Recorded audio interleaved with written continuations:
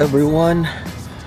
So, it's a Wednesday today, off duty ko. And it's sa mga umiibig dyan, it's Valentine's Day today. And sa mga Catholic naman, it's Ash Wednesday. So, temperature namin dito ngayon, 4 degrees Celsius or 40 degrees Fahrenheit. So, medyo maginaw-ginaw din. And then, yung misis ko may work sana pero may sakit.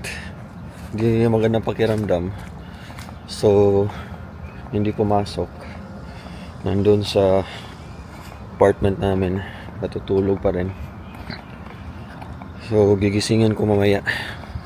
Or hihintayin ko na lang na magising. Punta muna ako ng mailbox namin. I'll check if may mail kami. So, nandito na ako sa bahay, sa loob ng bahay. So, ito, mga siguro 20 to 30 to nasulat. So, starting from February, the month of February lang to. Ito, kadami. Lahat ito, credit card offer ng credit card, offer ng loan. So, klase-klaseng companies. So, dito sa US, klase-klaseng companies ang mag-offer sa iyo ng credit line, personal loan, kahit ano-ano lang. So, pag-aagawan ka dito ng mga companies, they will compete for your money. So, dapat talaga pag nandito ka, careful ka talaga sa mga credit card. Kami, pag credit card na naman, hindi na namin pinapansin. We just shred it lang. Pinupunit namin. Kasi pag hindi ka careful sa credit card mo, gamit ka lang ng swipe, you will definitely be in debt dito. Kasi dito, puro utang. Ang daling makautang dito. Lalo na pag magandang trabaho mo dito, tsaka yung credit score mo maganda. I think last week ata, sabi ng misis ko, 760 yata or 780 yung credit rating namin dito. So, kasi yung mga bayaran namin, binabayaran talaga namin on time. Ayaw namin nalalampasan ng due date. So, yun. Kaya magandang credit rating namin dito. Kaya maraming mga companies ang nagpapadala ng mga credit card. Nag-offer ng personal loan. So, hindi namin kinukuha ng mga yan. Yung credit card lang namin, isa sa akin, tsaka isa sa misis ko. Yung Amex namin sa akin at tsaka sa kanya. Yun lang. Tapos, may isa sa Amazon para pangbili namin kung bibili kami sa online sa Amazon. Yun ginagamit namin kasi may cashback. And then, pag electronics naman, yun sa Best Buy, may credit card din kami sa Best Buy. Ang maganda doon, yung credit card ng Best Buy, pag member ka ng Best Buy, may mga offer sila sa iyo ng mga discounts. So, may discount, tsaka may offer din sila na yung kinuha mong electronics is babayaran mo in 12 months without interest. So, yun ang ginagamit namin pag kumuha kami bumibili ka ng mga gadgets, yung iPad ng anak ko, yung first computer namin, tsaka yung laptop na binili namin ngayon, yung camera namin, 2 camera na binili namin doon din sa Best Buy, and for 12 months namin binabayaran. So, hindi gaanong masakit. So, kaya kumuha kami. So, mga 3 lang klase o 4 lang ang credit card namin. Isa sa akin, isa sa wife ko, sa Amazon, at saka sa Best Buy. So, yun lang.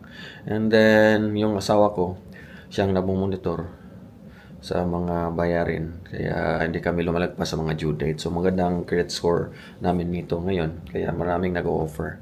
So, kung pag nandito na kayo, pag may plano kayong pumunta dito or nandito na kayo, be careful sa mga credit card po. Kasi mababaon po kayo sa utang pag hindi kayo careful talaga. So, nandito ko sa Sam's ngayon. Kasi bumili ako ng gamot para sa misis ko kasi nga may sakit. Tapos bumili na din ako ng lunch namin. Tapos ito din, Valentine's Day. So bumili din ako ng bulaklak. Then ito din. Yeah. Frozen yogurt na vanilla. So yun, kakainon ko muna itong yogurt dito.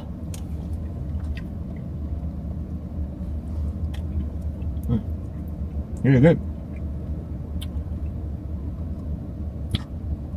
Yung taste niya parang sundae ng McDonald's na bagong gawa ng sundae. Yun yung taste nito. So yun nga, dito sa US dapat you have to be very careful sa credit card kasi ang daming nag-offer ng credit card dito.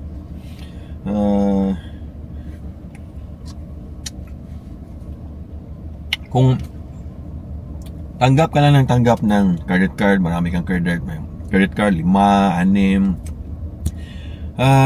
hindi mo na ma-monitor yun eh. So pag hindi mo na ma-monitor yun, hindi mo mababayaran. Tapos may mga overdue payment. So nagpatong-patong na yan. So mababaon ka talaga sa utang dito pag di ka careful sa mga pag-swipe mo sa credit card mo at saka pagkuha ng mga iba't ibang klase ng credit card. Kaya kami, yun lang kinuha talaga namin credit card, yung palagi namin ginagamit, tsaka yung sa Amazon, tsaka sa electronics namin. Yun lang. Tapos yun, and na-roll up ko na yung Windows kasi kala ng mga tao dito sinasaniban ako nagsasalita ng mag-isa. So yun, and may mga na kikita kami sa mga vlogs na mga taong nababaon sa utang dahil sa credit card.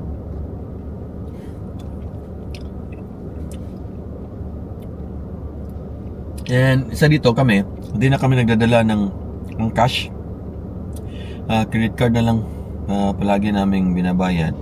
Pero we have to be careful din saan mo gagamitin yung credit card mo. Yung mga maliliit na mga gasoline station, ang ginagamit namin doon yung Amex namin kasi yung Amex kasi napaka-secure na credit card. So ang gas namin ngayon 2.66 per gallon. So yan, iwan ko kung magkano yan per liter.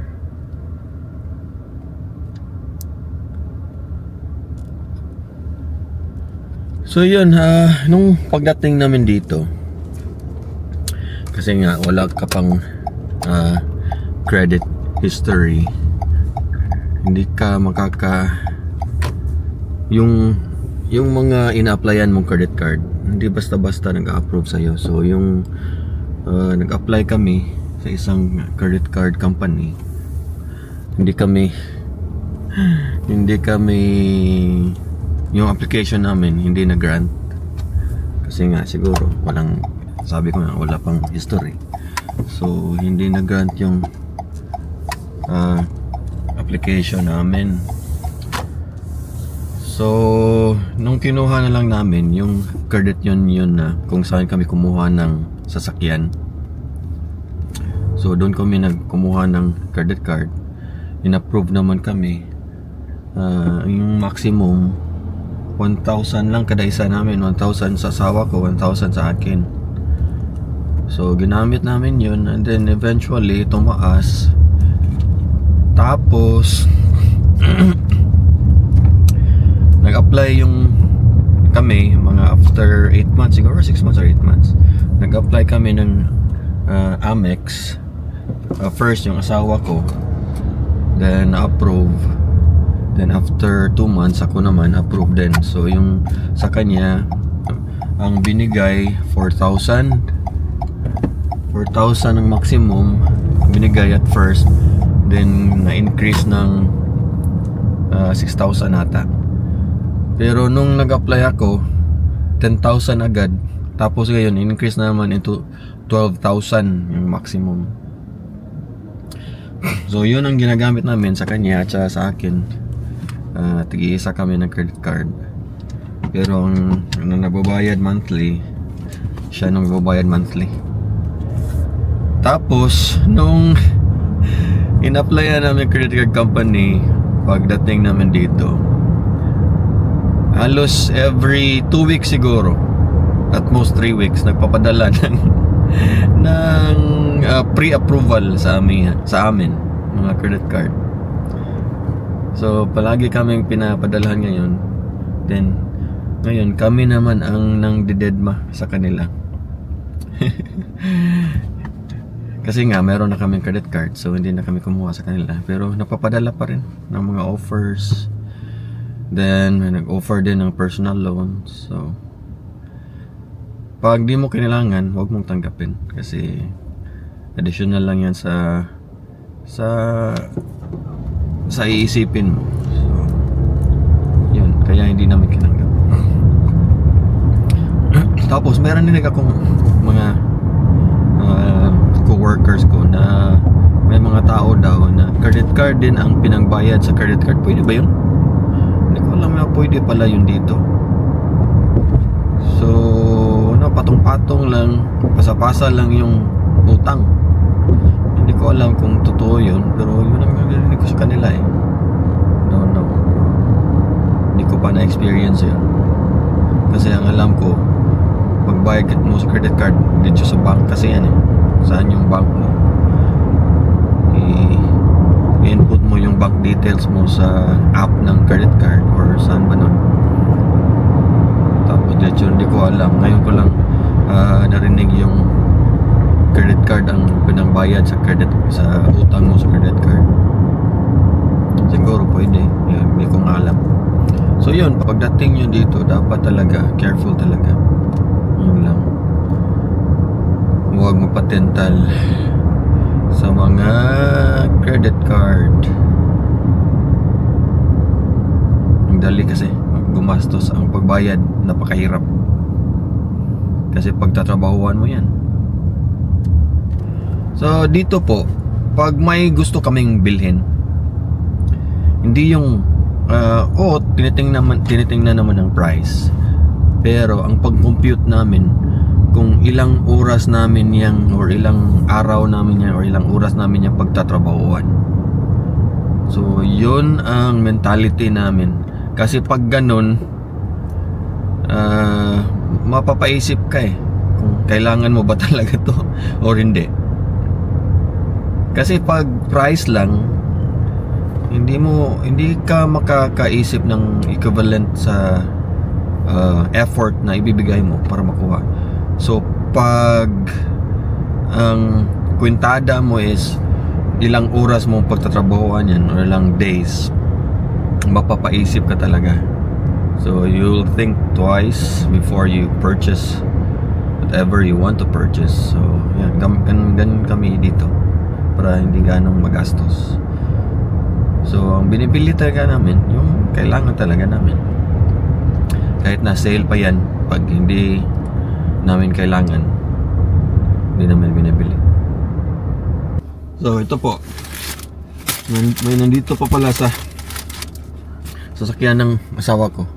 So 4 na offer for a credit card, 4 na letter. So ganun dito. So nasa sayo talaga kung magpapa-temp ka or hindi. Anyway, nandito na ako sa bahay. Tapos aakyat na ako sa taas. Then maybe sa labas kami kakain. Diyan lang sa labas ng bakura namin. Yun sa veranda. Okay, nandito na ako sa bahay. And we're having our Valentine's lunch date. So dito lang kami sa bahay magdi-date ngayon. And so, kain muna kami and thank you for watching. God bless you all.